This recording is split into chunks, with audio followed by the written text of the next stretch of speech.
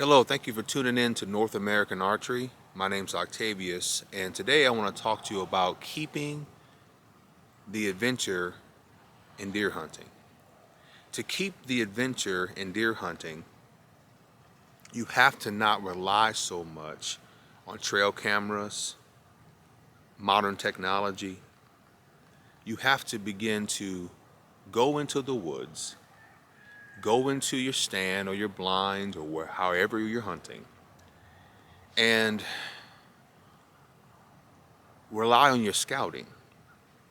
When I was a kid, we didn't really rely on so much trail cameras and Onyx and modern technology. We had maps, we had scouting, we had to look at rubs and scrapes, we had to look at the trails and funnels and stuff like that. And it was like Christmas morning, opening day, whether it was gun season or archery season, because you didn't know what was going to go by your tree. I'm not saying that in the 90s that we didn't have trail cameras. They just wasn't used as much as today. Okay, and that's when I started hunting.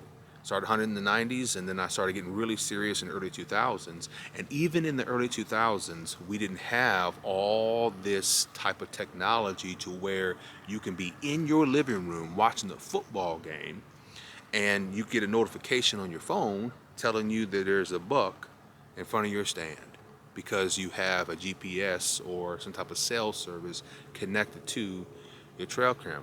Now, I'm not saying you shouldn't use trail cameras, and I'm also not saying you shouldn't use modern technology. What I am saying is that for the last couple of weeks, I've been hunting this stand right here at my house here in Texas, without any baits, because you can bait here in Texas with corn or whatever you want. You can do lures, you can do urine, you can do whatever they sell, candy apple red, feed corn, whatever you want to throw out here.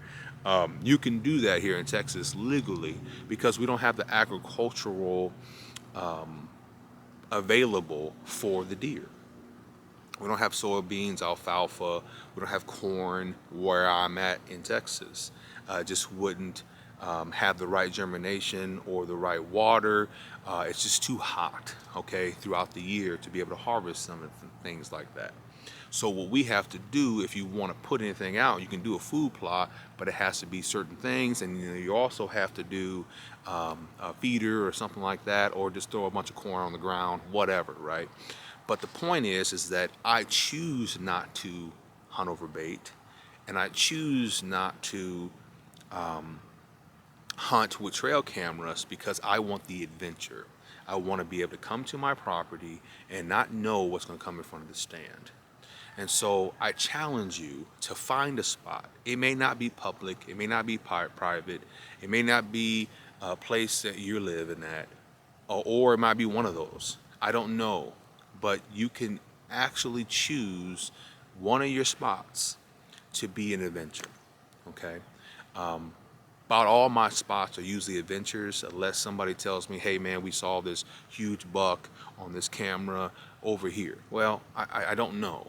I don't really set out cameras, but I hunt with other people on their properties, and they might tell me, hey man, there's a buck at this stand every morning at 7:30. That might be the case. But for the most part, I don't spend the time going out and putting out trail cameras. I spend the time at scouting and understanding what I'm looking for, which is rubs and scrapes, funnels, trails, rub lines to know the direction of where that deer is going. Those are the things I'm looking for, and then I wait and I put myself in a situation to where I know that I have a high probability of seeing a deer that day.